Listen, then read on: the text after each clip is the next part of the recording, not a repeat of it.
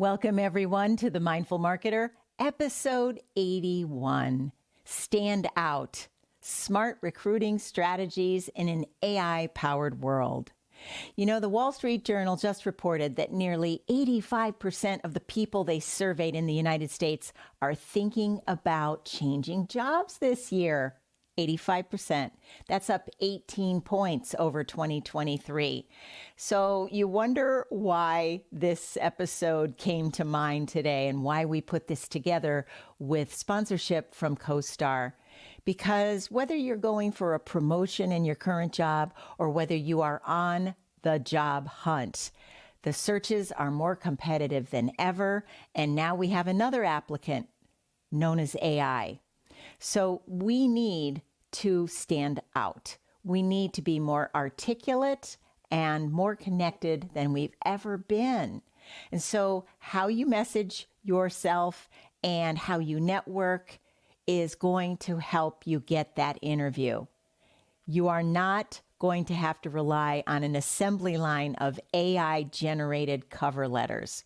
So today we welcome CoStar Group's Vice President of Talent Acquisition, Kirstine Wilson, and as her role in CoStar Group as lead recruiter, she has spearheaded more than 3,000 hires within CoStar Group, which is a publicly traded $33.4 billion valuation company based and headquartered in the Washington, D.C. area. She has also worked at Goldman Sachs and a retained search firm. So as we start today, I hope you brought some of your most challenging questions about how you can get that interview and what's going on in the minds of today's savvy recruiters. Today, we are also going to focus exclusively on mid-level and senior level market-facing professionals, and we're excited that so many of you joined us today. So as we go forward, I look forward to this conversation.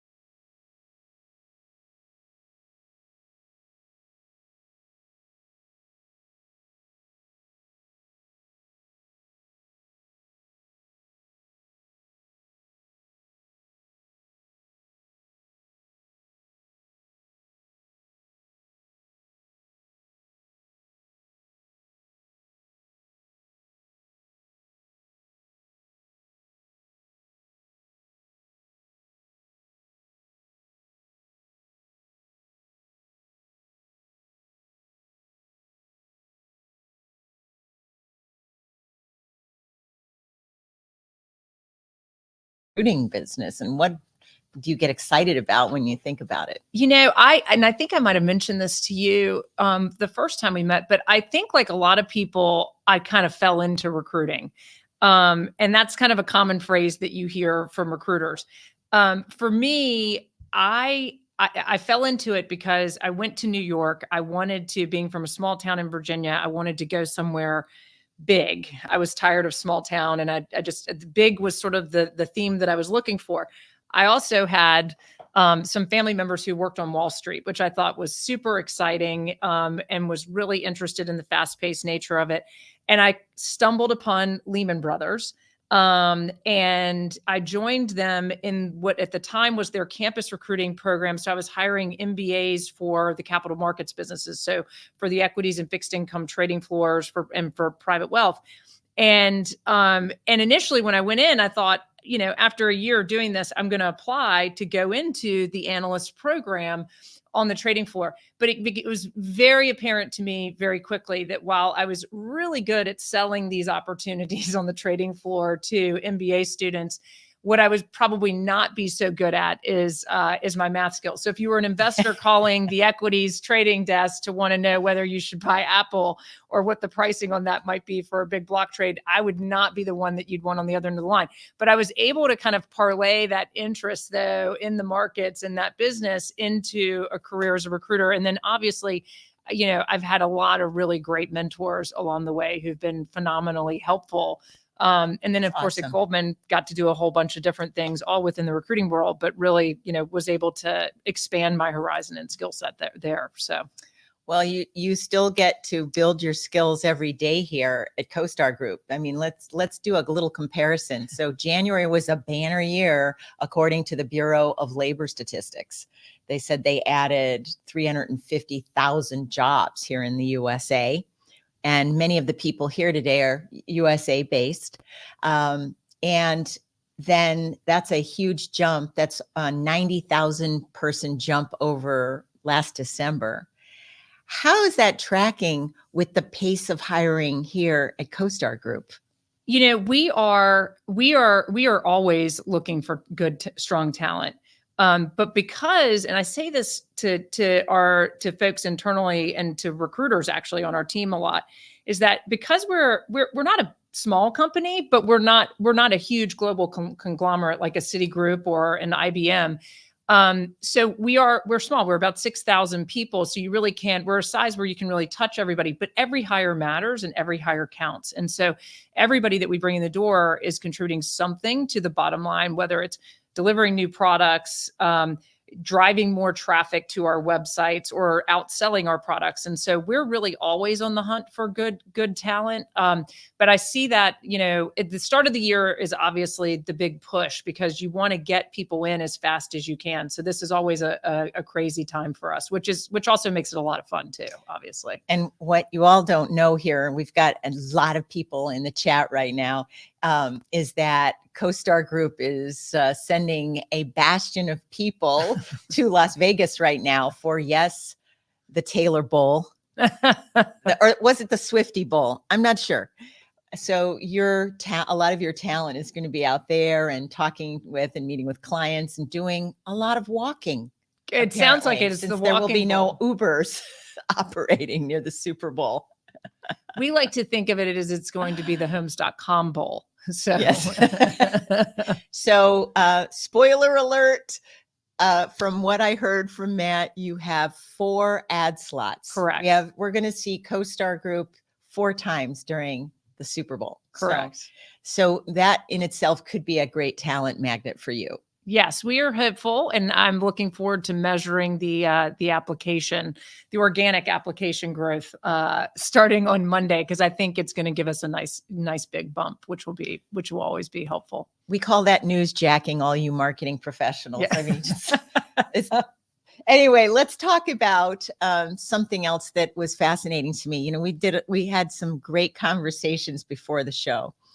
And one of the things that was intriguing to me is you've got jobs here at CoStar Group that are not like other SaaS companies, creative jobs. And the way you find talent for those creative, one-of-a-kind jobs really fascinated me. So I want to dovetail that with another trend that surprises me, which is just the sheer number of people in the prime of their lives. I guess it's 25 to 54 that are leaving the workforce. So that makes it a little challenging for CoStar to find that A-level talent. But you've gotten pretty creative in finding some talent. So tell us the kind of roles that are unique here at CoStar Group, and then some things you're doing that could help our audience maybe think differently about the kinds of jobs available to them. Yeah, one of the things that I think makes CoStar's products very unique is that we provide a lot of very rich content.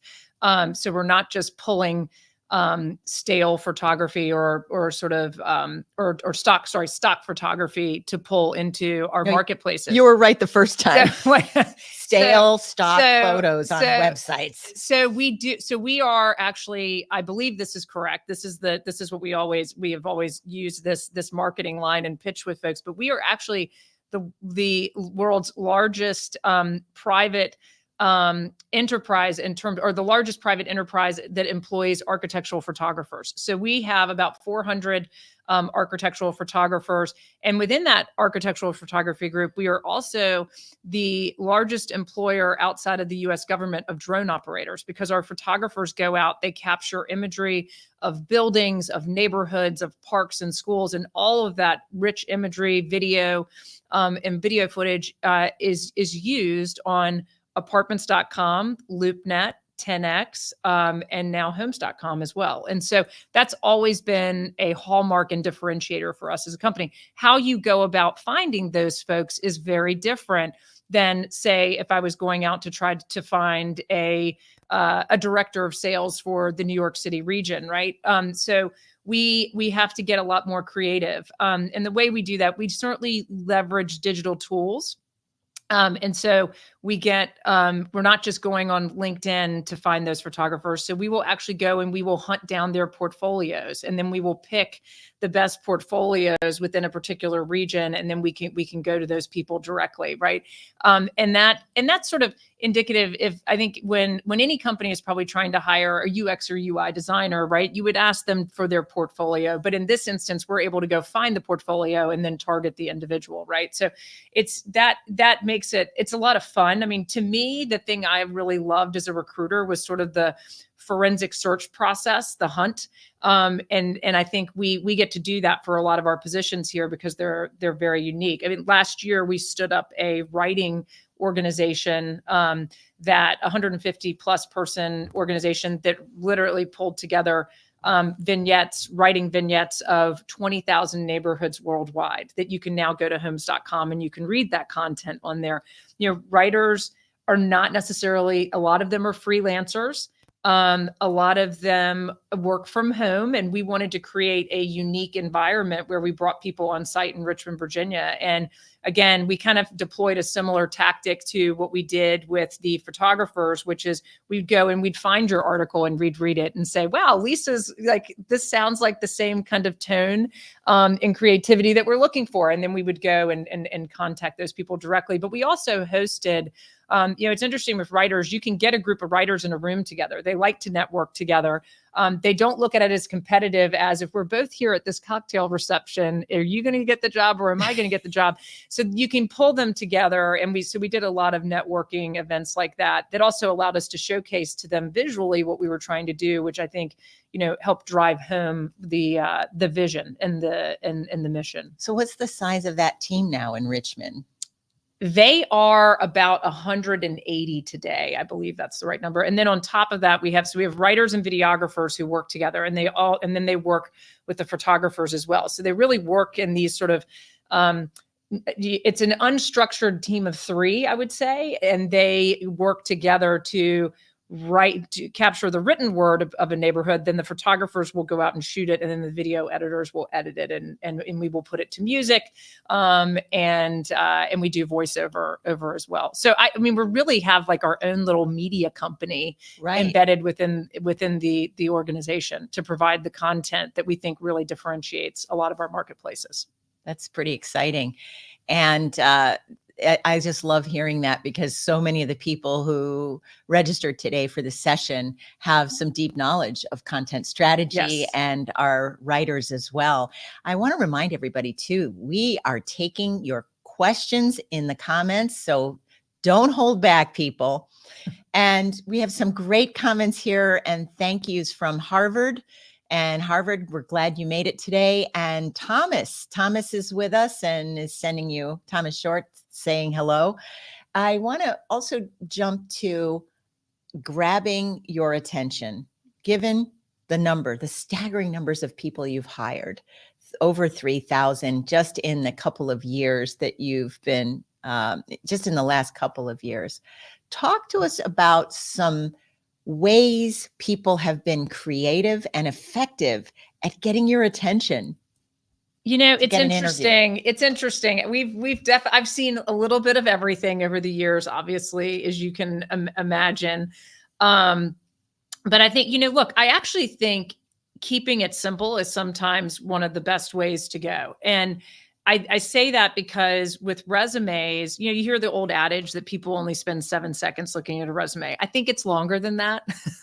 But I will say that I think the first thing people do when they open up a resume is this something that I'm going to be able to ingest very quickly? And if it looks like I can't, then I'm probably am going to spend less time on that resume. And what I mean by that is thinking about things like the formatting. Is it going to be easy to read? Is it in chronological order? I think most people, what they do, and I think this is true not only of recruiters, but business leaders that I talk to, when you're looking at resumes, they're sort of going in immediately and looking at, what are the roles has this person had? What companies have they worked for? And then if there are other things that are really important to the organization, like, like tenure of that somebody has held in the positions that they've had. There are little things like that you're going to go to and look really, and you're going to scan those things quickly to then decide, am I going to deep dive down into this particular resume? So I think formatting is really important and key, but I would also say I would keep that simple. And I say that, even for creative resumes, because oftentimes I hear a lot of creatives say, well, somebody gave me the advice to make it outrageous so that it would stand out amongst the others. But and that's okay if it's easy to read, if the format, if the details, if the pertinent details are there that are going to stand out, then that's okay. But I would say simple is probably best when I think about those things. I mean, look, I have certainly had some over the top moments where we had somebody who showed up in Richmond and at our offices there. And, listen, lo and behold, we did talk to them, and I believe we ended up offering the individual, but he took it upon himself to just show up in the office and ask for an interview. I don't recommend that for everybody, but that was one that stands out to me, I think, in 2023 of being a little bit more aggressive and outrageous. Well, I think it's a little cringy. Yeah. Can we just call it cringy, people? If I may use an analogy for a moment. Sure. Let's just say hypothetically I was dating somebody and we met at a coffee shop, and then a few days later, the doorbell rang. Okay, that's not cool, people. That is not cool. That is, in recruiting and interviewing is a lot like dating, because to me, I always say, I think it's a two-sided exchange for sure. So, yeah. So, use your discretion, my friends, and privacy matters. So let's continue on this thread a little bit. One of the things I did before the show is within the marketing growth leaders community, our private peer community of chief marketing officers, chief growth officers, and board leaders, I spend time every week talking to retained search firms of the caliber of a Korn Ferry or a Spencer Stewart. And one of the things that came up is this idea of an executive profile on a page. And for those of you listening, what it is it's a template that some executives will use who have more than 10 to 15 years experience. So if this resonates with you, try it on. So it typically shows on the top, it will have an actual tagline about you. And it will say something. This is an exact example from a chief marketing officer. Growth leader at 4 profitable growth stage, PE-backed B2B healthcare organizations in pivotal marketing roles. So he had that on the top. And then it shows tangible results that you got at a series of companies. It might have their logos on the left side. And then it has it's like a spreadsheet that shows the 3 to 4 most powerful competencies that person has, such as brand leadership, demand generation, and again, tangible results in each category. If you received that executive profile on a page, how might that help move that resume or that candidate up to the top of the pile? I actually like those for people. The key to that, though, is for those individuals, I think, who have 15 years of experience or more, where they have had very meaningful positions and they can demonstrate that they've had meaningful success in the roles that they've been in. I do think that that format, like I said, it allows the individual who's looking at it to ingest it very quickly. And they can see, in the example you're talking about, you can see very clearly all of the functional areas for a CMO that you would want them to have some level of expertise in, right? And I think it becomes very clear very quickly that someone, if they can do this, can demonstrate that they've had success across all these different verticals that they would need to be successful in the role. I think the key to that, though, is to ensure that, to your point, and I think you were intentionally trying to pull this out. It has to be about results. Like, what were the tangible results that somebody got to? It's not just we drove more traffic to a website. It needs to be what was the amount, right? And you've got it. So it needs to be really tangible results. And you want to make sure that but you need to be careful about it to make sure that you're not exposing any gaps that you might have in that experience as well. But I think that I generally do like those one pagers for executives, because I think it's very easy then to digest very quickly. Like, okay, I'm going to read this full in more depth because I can see this person has the criteria against the job. To me, it was, they can be almost aligned. Like, as a company, we would create scorecards for senior level positions of tangible results that somebody will have to have in the role. So that type of format then helps me kind of tick through the scorecard very quickly to say, yep, they've done that once, so they probably can do it again, right? And that's what you're kind of looking at when you're looking at these resumes. Yeah. And how would you rate that in importance compared to that executive having the right keywords in their resume? Because I've been in a lot of debates about keywords and algorithms on LinkedIn. I think it depends. I think that because the words will be in the one pager, right? The keywords, if somebody needs to have a ton of experience in SEO, for example, those keywords should be in that profile that they snapshot that they create for themselves. So I think that's okay. The keywords I think are important when probably become, at least from an algorithm perspective, right? Like, for senior level positions, it's much more the way recruiting organization, whether certainly this is how Spencer Stewart and Korn Ferry are going to go about doing it, but this is how we would go about doing it as well. Is you'd identify the target audience, and you would identify that target audience based off of potentially like companies that they might have worked for that are comparable to you, right? And you would identify those people within the companies, and then you would go after them methodically, versus trying to see, are these resumes that are sitting in my database right now, right? And then that's when a key, like if I'm trying to mine my own R application database, that's when the keywords become really important. But I think for the upper echelon, like if I'm looking for a CMO or for us, that would be a VP of marketing equivalent. That's going to be less important to me, right? Because is the way. So I think it depends on the leveling a little bit. I've had a couple of clients recently get some great jobs, director level and above, by contacting me and saying, "Oh, yeah, I see you're connected on LinkedIn to this C-suite executive at this company. Would you mind connecting us?" And they have gotten meetings that way. How much more valuable is that, and acceptable compared to as someone sitting on LinkedIn 3 hours a day sending out random anonymous resumes? I think you cannot underestimate the power of a network. I think a network is something that you have to nurture constantly. And the power of that network is that after, today, if you reach out to me and say, "Hey, Kirstine, I know this really great digital marketer who's looking for a new opportunity," of course I'm going to talk to them, because I'm going to do that based on your recommendation. I actually met 2 weeks ago with a search firm they've been around for about 8 or 9 years, but part of their strategy is that they have this network, and they call it an expert network for recruiting purposes, and think of it as like a GLG, but for recruiting, a Gerson Learman, but for recruiting.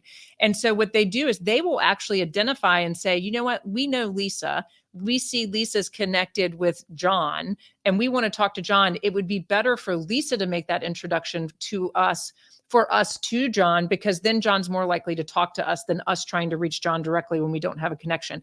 And I think they're spot on about that from a strategy standpoint, because I see that in action all day long for us as well. So I think that is a much more powerful referral. And by the way, I eat those up. When I get those, I feel like it's like Christmas come early for me in the office when we get this. Those are wonderful. And that's a little shout out to all of you. I'm up to about 28,000 followers and subscribers and fans. And when someone who is working with me, one of my coaching clients or one of our marketing growth leaders group members needs an introduction, I'm on it that same day. So I'm going to take it one step further and give everybody a pro tip. If you'd like me to make an introduction, please write the introduction for me and be laconic, not loquacious. Right. I got one the other day and it was like 8 sentences long. I said, give me 2 sentences, please. And if they want more information, you can put your LinkedIn URL and they can go there. So please, folks, Kirstine, as I said, over a couple years was responsible for overseeing over 3,000 hires. So she does not want the Encyclopedia Britannica. Thank you very much. We got an audience question I want to also handle today from Tim. Tim is currently looking for a marketing role.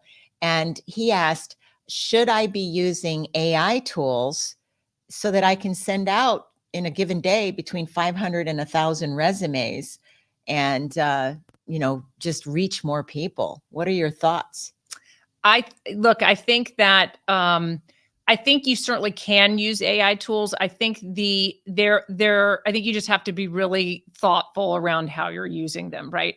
And I think that, and what I mean by that is you can certainly reach more people if you're leveraging AI, but are you reaching the right people?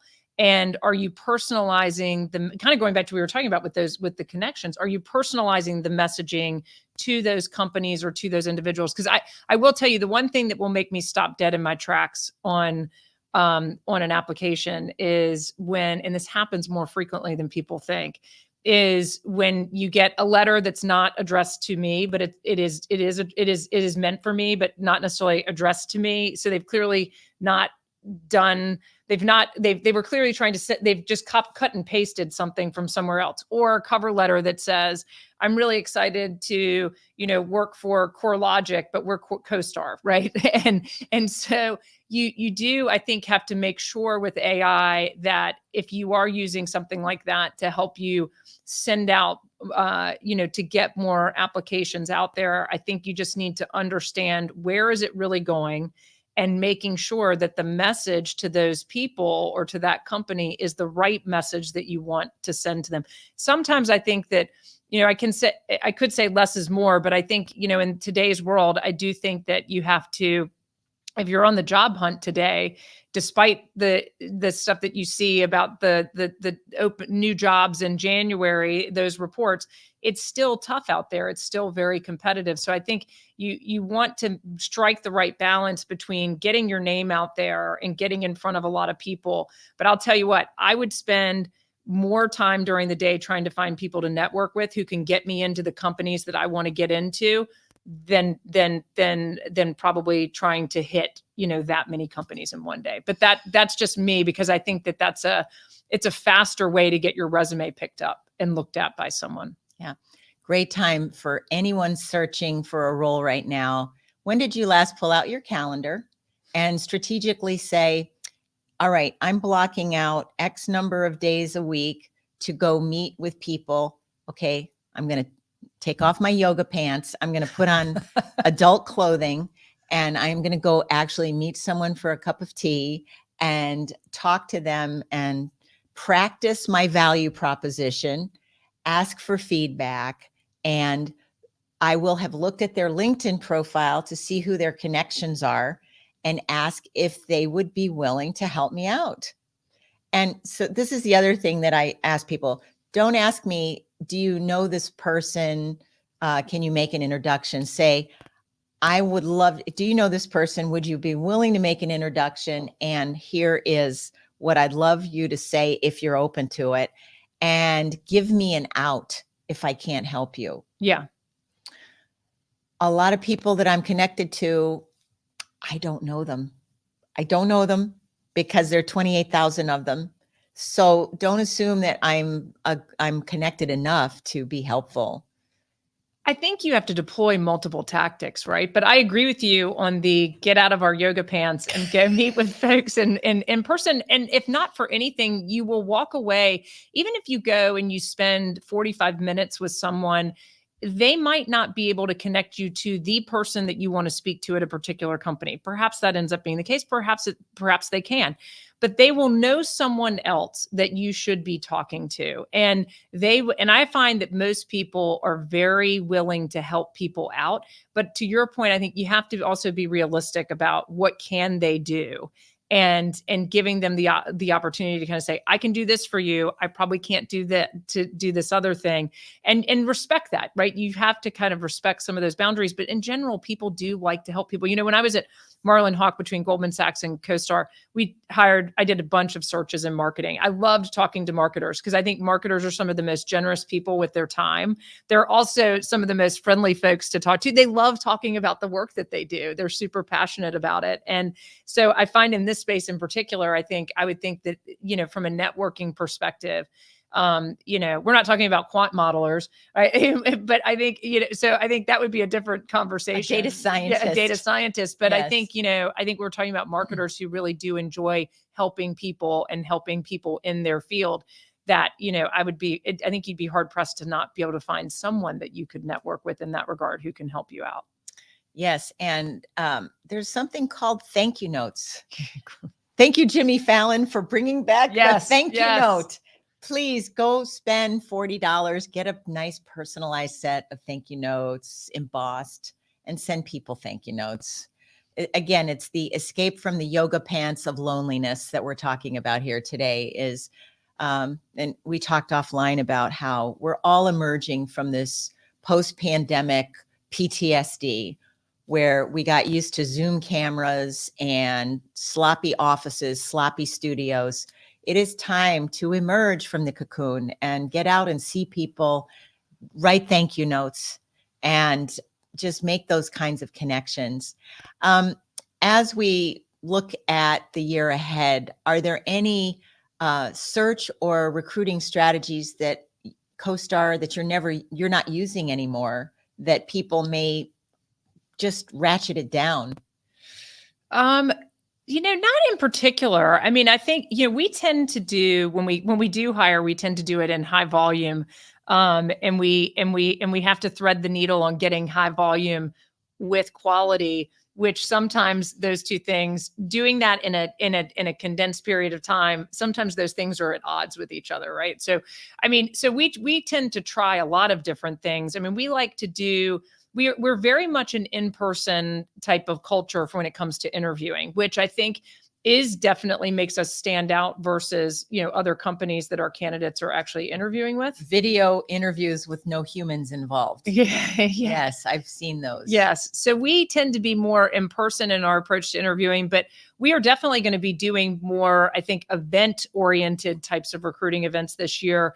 And, if we need to go to Chicago and hire a large number of people of a particular background, we'll probably go do that in person and host some networking events so that we can, meet with people face to face. And it won't just be an interview exchange. We'll interview, but we will probably do some more, some bigger group networking type of events around that. So I think we'll continue to do that. I mean, I can't really think of anything that I'd say we tried and it was a total bust. But I do think people are a little bit more inclined to be in person. And I think we will certainly be looking to try to capitalize on that. And we do feel like it's been a differentiator for us. That's wonderful.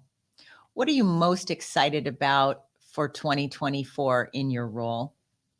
I know there's going to be some big challenge that's going to be thrown at our organization. And I think that's what makes it fun. And, look, I think that right now I'm kind of waiting to see what that's going to be. But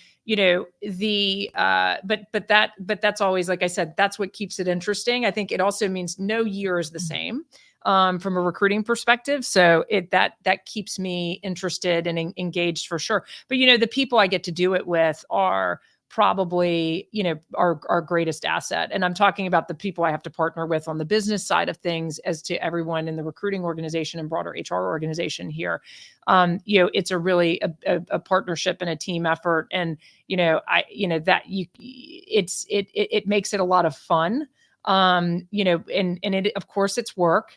But it also, we can bring an element of fun into that, as well. But it's a sense of accomplishment because, last year when we were asked at the beginning of the year to grow our photography organization to 400, if you had asked me if we could have done that, and I probably would have said that is going to be a very difficult challenge. We might get close to it, but, we exceeded it. And I think, it just shows you what you're capable of when you put the right people in a room together with the right strategies. Well, CoStar is a shining star in the Washington, D.C. area. Your company valuation, your revenues, and the kinds of jobs you've created for people are quite astounding. We're so glad you were here. I'm so glad we got to travel together and meet here. Yes. You came in from Richmond. I came in from a tiny town in Northern Virginia, and no traffic today for the Lunar New Year. So thanks for being here and for sharing with us some of your deep experience and wisdom around attracting great candidates. So people know how to find you. Marissa's put your contact information here on screen, and let's do this again next year. Absolutely. I've enjoyed it. Thank you. And I'm more than happy to, to speak with anyone listening today who might be interested in CoStar Group. So thank you so much. Thank you. And thanks for the opportunity. Go Chiefs. Well, you've all been watching and listening to the Mindful Marketer episode 81. And I want to remind you before you sign off and move on for the weekend to get ready for the Super Bowl parties, I want to remind you that we do a lot of in-person gatherings. Our next one is May 1st and 2nd in New York City. It's Digital Innovation Day. And we're going to be working on helping our CMOs and chief growth officers build their strategic innovation plans for the year, their strategic priority lists. And we're going to be hearing from companies such as Alliance Bernstein and American Home Insurance. And I know CoStar Group's going to be there, and it's going to be a great 8th cohort. So do not miss out on that. Make sure you go to the early bird link that Marissa has put here in the chat. You can get your tickets, no agencies, no pitches, behind the scenes, quite intimate discussion and gathering, including a secret appearance from a New York Times bestselling author the night before. So we're going to have a great private dinner. Join me March 1st for number 82. We're going to be in the studio with our return guest, a fellow 100 Coaches friend and colleague. We're going to be talking about your career growth through community. In diverse and difficult times that we've faced, how do people rise together? It's one of our book giveaway sessions. So you must be present to win, folks. We'll see you March 1st. And again, Kirstine, thank you for a great afternoon together. See you all.